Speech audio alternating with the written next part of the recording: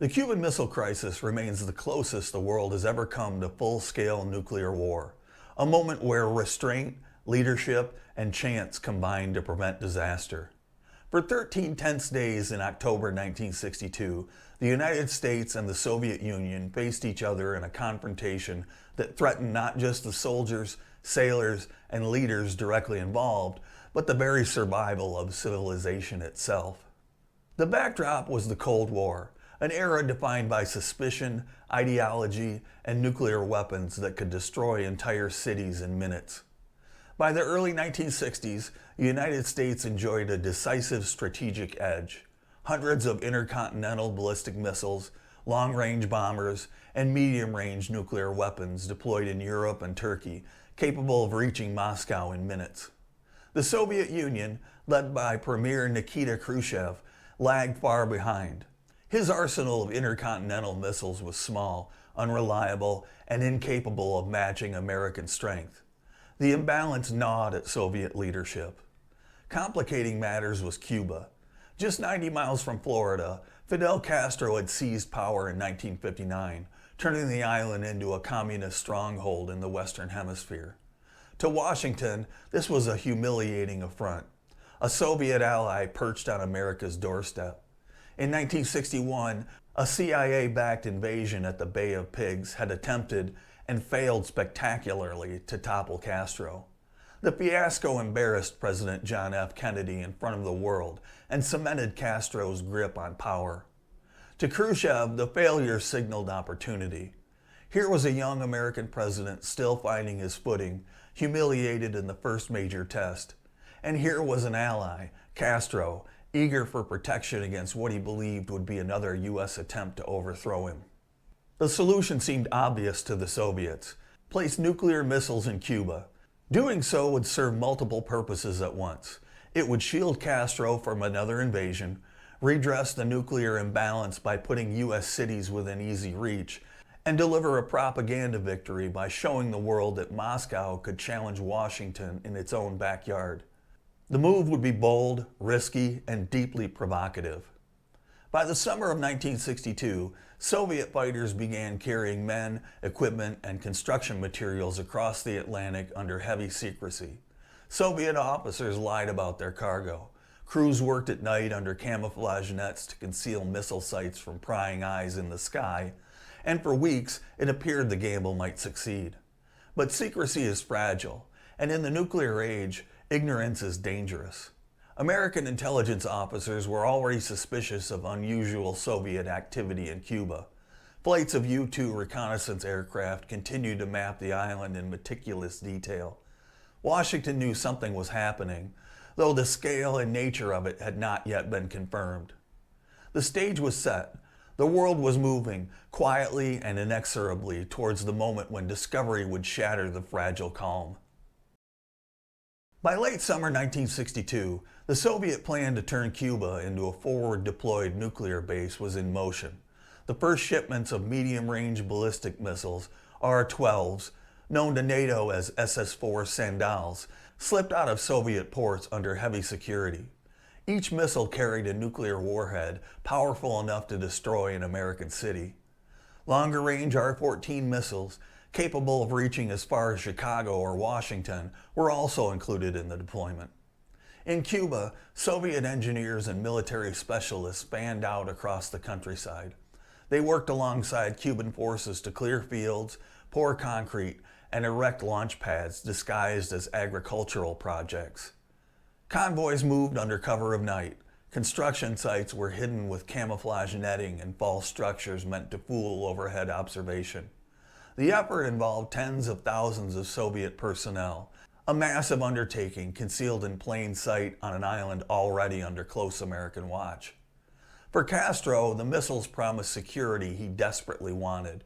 He was convinced that another U.S. invasion was imminent, and he welcomed any measure that would deter Washington. But Castro also worried that the Soviets might treat Cuba as a pawn, useful for strategy, but expendable in a larger game. His acceptance of the deployment was pragmatic, born of survival. If nuclear weapons kept American troops out of Havana, he would allow them. In Washington, suspicions were mounting. Reports filtered in from Cuban exiles and intelligence sources describing strange movements of Soviet troops and unusual shipments arriving in Cuban ports. Some reports seemed exaggerated, others contradictory, but the pattern was clear. The Soviets were building something big. The Kennedy administration struggled to sort rumor from fact. Without hard photographic evidence, the intelligence community could not confirm what was really taking shape on the island. Still, warning signs were hard to ignore. In September, U.S. officials publicly warned the Soviet Union that introducing offensive weapons into Cuba would not be tolerated. Kennedy's words were direct. Any such action would be considered a grave threat to American security. Moscow responded with flat denials. Soviet diplomats insisted the shipments were defensive, nothing more than anti-aircraft weapons to protect Cuba from another invasion. The truth, of course, was far different. As the last weeks of September gave way to October, the Soviet deployments accelerated. Missiles were uncrated, assembled, and readied for launch. Warheads arrived under tight guard. The sites were not yet fully operational, but progress was steady. If left unchecked, within weeks the Soviet Union would have a fully functional nuclear strike force 90 miles from American shores.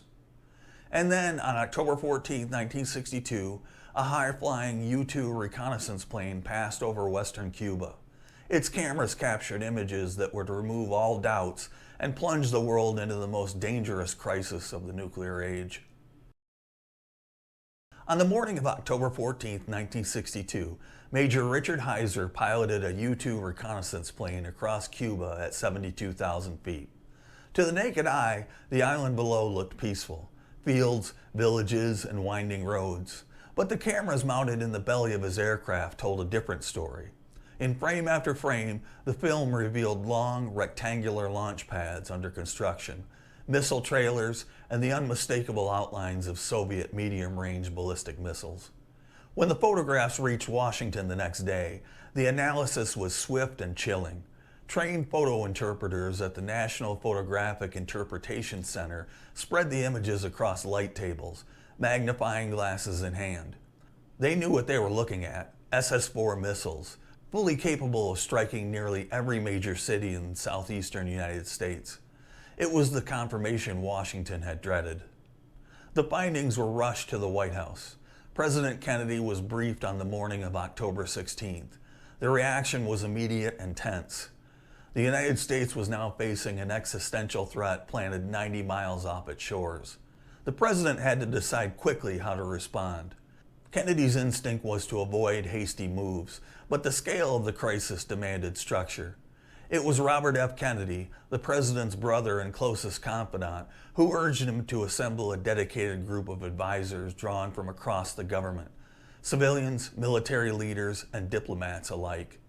From this suggestion came the Executive Committee of the National Security Council, or EXCOM, the body that would meet daily in absolute secrecy for the next 13 days. Around the table sat men who represented the full spectrum of possible responses. The Joint Chiefs, led by Air Force General Curtis LeMay, argued for immediate airstrikes to destroy the sites before they became operational, followed by an invasion of Cuba. Secretary of Defense Robert McNamara countered that such a strike risked uncontrolled escalation. Once American bombs fell, Moscow would have every incentive to retaliate. He pressed for measured options and urged the president to weigh the risks of each step. Then there was Adlai Stevenson, the U.S. ambassador to the United Nations. Stevenson pushed hardest for diplomacy, even proposing a quiet trade, removal of the Cuban missiles in exchange for the withdrawal of American nuclear weapons from Turkey. To many in the room, especially the hawks, this sounded dangerously close to appeasement. Stevenson's arguments were dismissed as weak by the military men, but Kennedy kept him in the discussion. The debates revealed deep divisions. Could the United States tolerate Soviet nuclear weapons in Cuba, even for a short time? Could it risk doing nothing? Or would decisive action, especially military strikes, trigger the very catastrophe everyone feared? Kennedy listened, weighing each position. His general warned of weakness. His civilians warned of catastrophe. His brother urged him to keep the circle tight, deliberate carefully, and resist pressure to strike in anger. The clock was already ticking. Every day lost meant the missiles in Cuba moved closer to operational readiness. And once they were fully armed, any confrontation would carry even greater risks. The crisis had begun in secrecy, but it would not remain there for long. Soon the world would know what Kennedy and Khrushchev already understood. Nuclear war was suddenly closer than ever. The discovery of Soviet nuclear missiles in Cuba forced President Kennedy into a choice that carried almost unimaginable stakes. By October 17th, ex-com meetings had settled into a pattern: heated arguments, sharp divisions, and no clear consensus. The military chiefs were united in their recommendation. General Curtis LeMay, the Air Force Chief of Staff, pressed the case with his usual bluntness: launch immediate, massive airstrikes to destroy the missile sites, followed by an invasion to finish the job. In his view, hesitation only made the situation more dangerous. LeMay's reasoning was chilling in its simplicity. The Soviets, he argued, had no meaningful conventional forces in the Western Hemisphere. Their only possible response to a U.S. strike would be nuclear war, and, in his judgment, they would never risk it. They're not going to do anything about it, he told the president. To LeMay, the danger lay in doing nothing, not in striking. Kennedy was unconvinced. He understood the imbalance of nuclear forces favored the United States, but he also understood human pride and political credibility. Khrushchev could not afford to appear humiliated. If Moscow did not respond in China, it might respond in Berlin, where Soviet conventional power could be used at will. To gamble that Khrushchev would simply back down was to gamble with the survival of Europe, and perhaps the world. Civilian voices pushed back hard against the generals. Robert McNamara, the Secretary of Defense, reminded the president that once bombs fell on Cuba, events could spiral out of control. Even if the Soviets lacked conventional options near America, they had many ways to retaliate elsewhere. There's no such thing as a limited strike, McNamara warned. Once begun, escalation would have its own momentum. Adlai Stevenson pushed further, pressing for diplomacy. He suggested that Washington quietly offer a trade: removal of Soviet missiles from Cuba in exchange for withdrawing American missiles from Turkey. Most of ex-com scoffed at the idea. To them it sounded like weakness, a betrayal of allies, and a dangerous precedent. But Kennedy did not dismiss Stevenson. He valued having every option on the table, even if it was unpopular with the hawks. As the arguments raged, the president kept searching for a middle ground. Something forceful enough to demonstrate resolve, but not so aggressive as to trigger automatic escalation. That middle path emerged in the form of a naval blockade. To avoid the overt act of war implied by blockade, Kennedy's advisor called it a quarantine. Whatever the name, it meant U.S. Navy ships would encircle Cuba and prevent Soviet vessels from delivering further missile components. The blockade was not risk-free. A clash at sea could ignite war as easily as a clash in the skies. But to Kennedy, it was the least dangerous of a set of terrible choices. It put pressure on Moscow, bought time for negotiations, and avoided the irrevocable step of striking first. On October 22, 1962, Kennedy went before the American people in a televised address.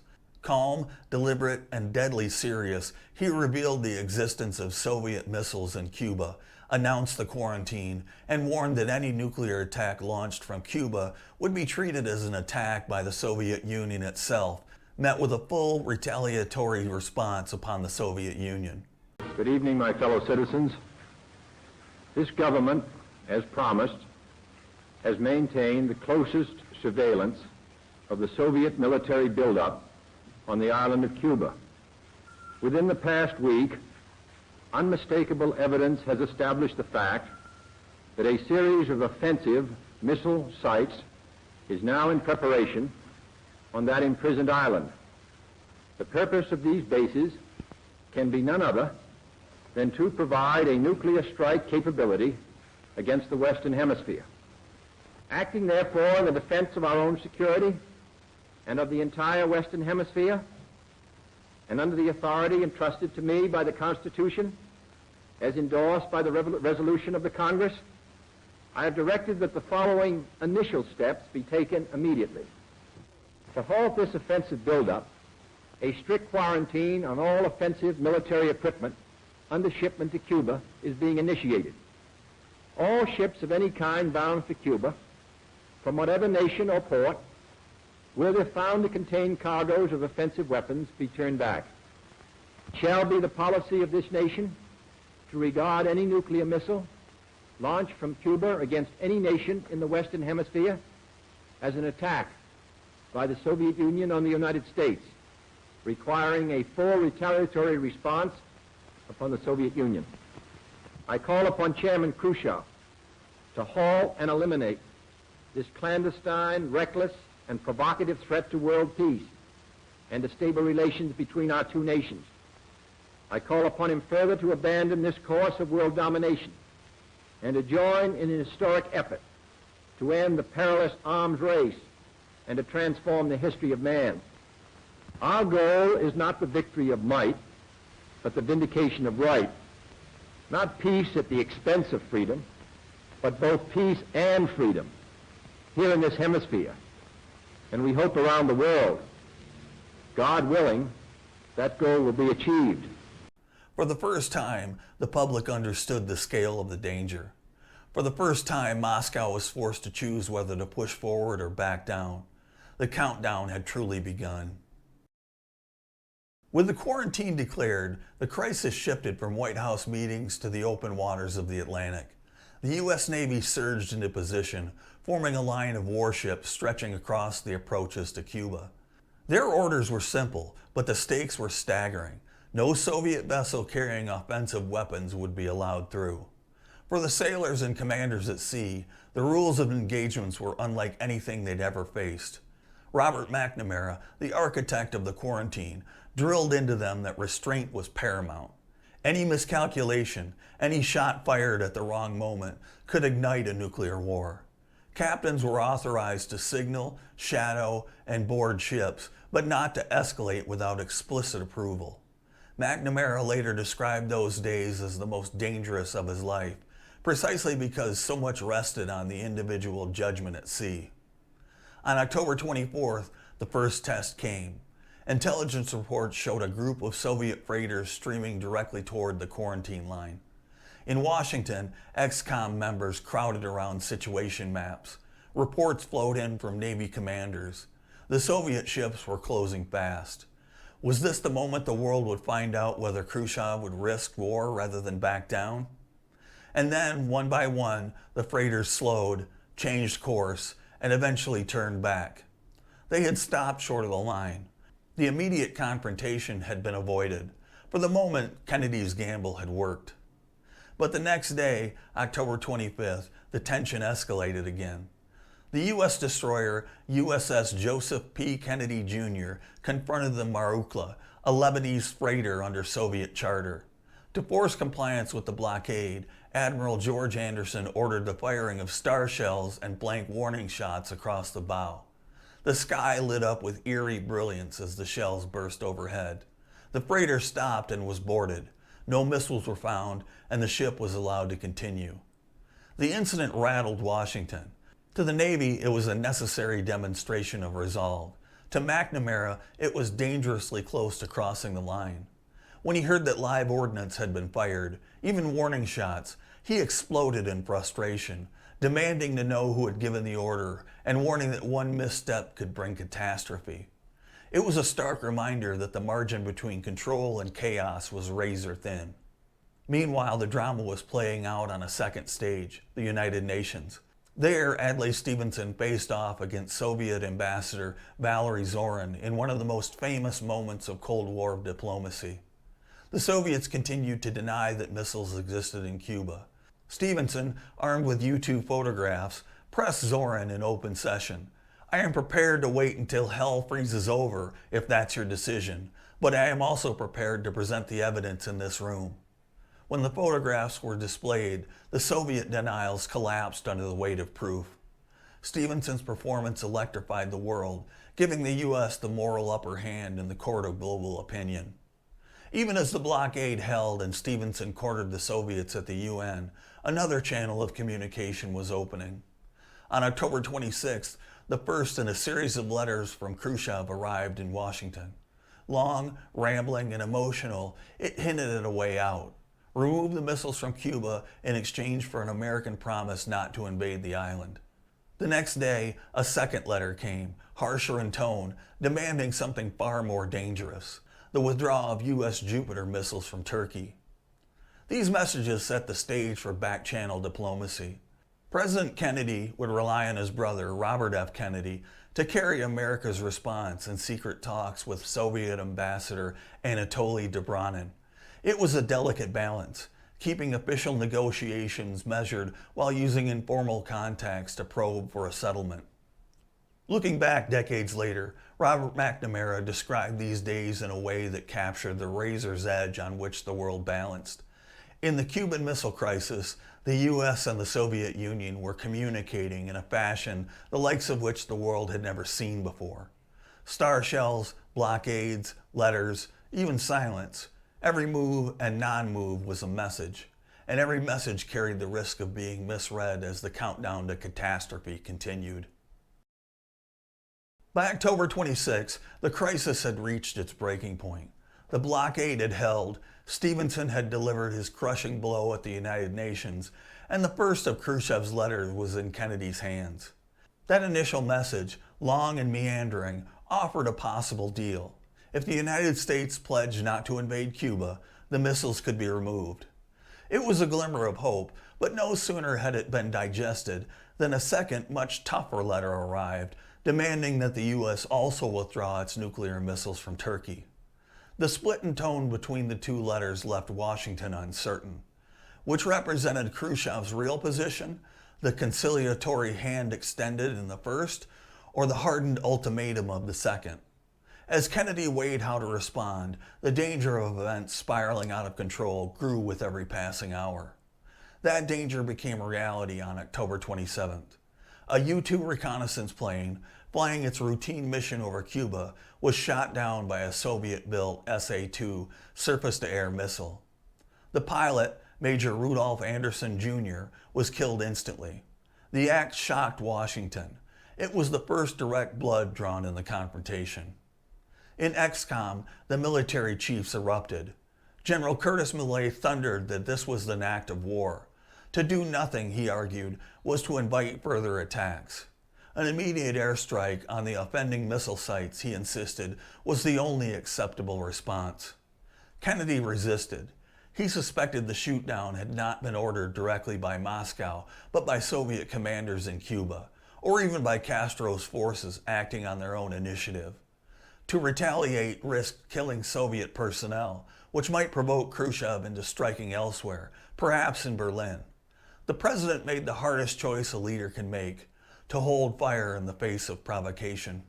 As if the crisis weren't volatile enough, another U-2 incident nearly pushed the world over the edge the very same day. A different reconnaissance plane, flying an atmospheric sampling mission near Alaska, drifted hundreds of miles off course and into Soviet airspace. Alarm bells rang in Moscow. Soviet fighters scrambled to intercept, while American jets armed with nuclear-tipped air-to-air missiles scrambled in response. For hours, the two superpowers stared each other down in the skies until the American plane finally corrected course and returned home. One navigational error nearly lit the fuse of Armageddon. At sea, the situation was no better. U.S. destroyers enforcing the quarantine tracked Soviet submarines moving dangerously close. Depth charges were dropped, signaling charges, meant as warnings rather than attacks. But inside one submarine, the crew, cut off from communication with Moscow and overheated after days underwater, believed war might actually have begun. Its commander considered arming a nuclear torpedo. Only the refusal of one senior officer, Vasily Akrapov, prevented disaster. Decades later, historians would come to regard Akrapov's decision as one of the single most important acts of restraint in human history. Inside the cabinet room, the pressure on Kennedy mounted. His military urged retaliation. His advisors debated whether to accept Khrushchev's first letter or his second. Secretary of Defense Robert McNamara warned that escalation could spin beyond anyone's control. Robert F. Kennedy counseled his brother to stay calm, to resist being forced into a corner by those calling for an immediate strike. Kennedy listened, weighing every voice. Their choices were stark: strike back and risk nuclear war, or endure the loss of an American pilot and continue searching for a diplomatic way out. He chose the latter. October 27th became known inside the White House as Black Saturday, the day the world came closest to the abyss. A pilot dead, nuclear weapons nearly unleashed from a submarine, fighters clashing over the Arctic skies, letters crossing the Atlantic with contradictory demands. Every piece of the crisis seemed poised to break loose. Yet Kennedy's refusal to retaliate gave diplomacy one last chance. The missiles were still in Cuba, the clock was still ticking, but the president had kept the door open for negotiation. That door would soon be used, not in public, but in a secret meeting between Robert F. Kennedy and Soviet Ambassador Anatoly Dobrynin, talks that would determine whether the world lived or burned. By the evening of October 27th, Black Saturday, President Kennedy faced the most difficult decision of his presidency.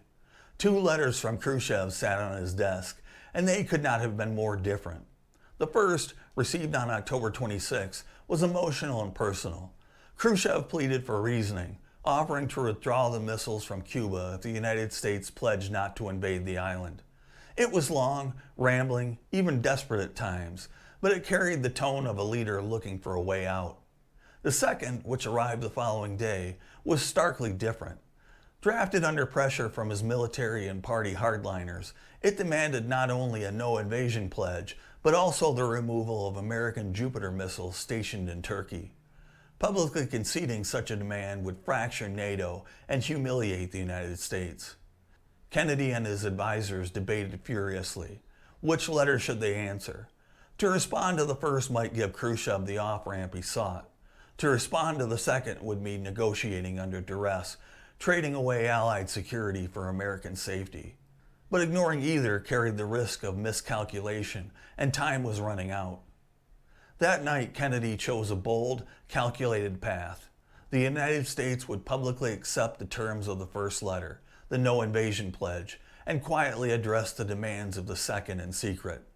It was a dual-track strategy designed to give Khrushchev an honorable exit without weakening NATO on the world stage. The secret part of the deal would be carried by the president's brother. Robert Kennedy met late on October 27th with Soviet Ambassador Dobrynin in Washington. The meeting was tense and conducted in absolute secrecy. RFK conveyed the president's position. The United States would publicly pledge not to invade Cuba if the missiles were removed. As for the missiles in Turkey, the administration could not make that concession openly. But privately, he assured Dobrynin those obsolete Jupiter missiles would be withdrawn within a matter of months. Dobrynin pressed for guarantees. RFK pressed back, warning that if the Soviets did not accept the deal quickly, the president would have no choice but to order airstrikes. The message was clear. This was Moscow's last chance to step back from the brink. Kennedy's strategy hinged on being subtle. The public record would show a strong president staring down the Soviets, forcing them to back away. The private record, unknown to most of the world for decades, would reveal a quiet trade that gave Khrushchev something to show for his own people. Both sides would save face, and both sides would avoid catastrophe. On October 28th, Khrushchev announced that the Soviet Union would dismantle and remove its missiles from Cuba. In exchange, Kennedy publicly pledged not to invade the island. The most dangerous confrontation of the nuclear age was over. Not everyone was satisfied. Fidel Castro was furious at being cut out of the deal, feeling betrayed by his Soviet patrons. Khrushchev himself faced humiliation within the Kremlin, where rivals saw his gamble as reckless and his retreat as weakness. But Kennedy had achieved his primary goal. The missiles were gone, and nuclear war had been averted. The resolution had been fragile, improvised, and dependent on secrecy, but it had worked. What the world saw was strength. What history later revealed was compromise.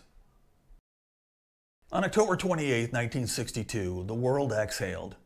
Khrushchev announced that the Soviet Union would withdraw its missiles from Cuba. Kennedy, in turn, publicly pledged not to invade the island. Behind the scenes, the United States quietly prepared to dismantle its obsolete Jupiter missiles in Turkey. What could have ended in nuclear fire instead ended in compromise. The immediate danger had passed, but the legacy of those 13 days would shape the Cold War for decades. The first lesson was clear. Nuclear brinkmanship could never again be managed with the same recklessness. The United States and the Soviet Union had stared into the abyss and realized that even small missteps, an order given in Havana, a pilot drifting off course over the Arctic, a submarine commander misreading signals in the Atlantic, could trigger catastrophe. To reduce the risk of miscommunication, Washington and Moscow established a direct communications link, the so-called hotline. Though it was never literally a red telephone, it symbolized a new awareness that in an age of nuclear weapons, leaders had to be able to talk instantly without delay or distortion. For Kennedy, the crisis marked a turning point. He emerged stronger at home and abroad, praised for his calm under pressure. Yet the public never knew the full story, that the resolution had depended not only on strength, but also on a quiet concession in Turkey. That secret would not be widely revealed until years later. For Khrushchev, the outcome was far less favorable. Though he avoided nuclear war, his gamble had failed. The world saw him back down, and within 2 years he was forced from power in Moscow. For Castro, the crisis was a bitter betrayal. The Soviets had made a deal over Cuba's future without consulting him. He remained in power, but his trust in Moscow was never the same. The deeper legacy was sobering. The crisis showed just how close humanity had come to self-destruction, and how much survival depended on judgment, restraint, and in some cases, sheer luck. Major Rudolf Anderson Jr.'s death, the near launch of a nuclear torpedo by a Soviet submarine, the chaos and conflicting letters, any one of these could have tipped the balance. That they did not was less a triumph of human design than a reminder of human fallibility. Looking back, Robert Kennedy wrote that those days taught him a lesson that applied far beyond 1962. Above all, while defending our own vital interests, nuclear powers must avert confrontations that force an adversary to choose between humiliating retreat or nuclear war. It was a principle hard won, and one that would echo throughout the remainder of the Cold War. The Cuban Missile Crisis did not end the nuclear age. It did not end the Cold War. But it marked the moment when both sides recognized just how fragile civilization had become in the shadow of their arsenals. For 13 days in October, the fate of millions hung in the balance, and for once, restraint prevailed. I'm Dave. I appreciate you watching. Please subscribe, like, comment, and share. And until next time, stand tall.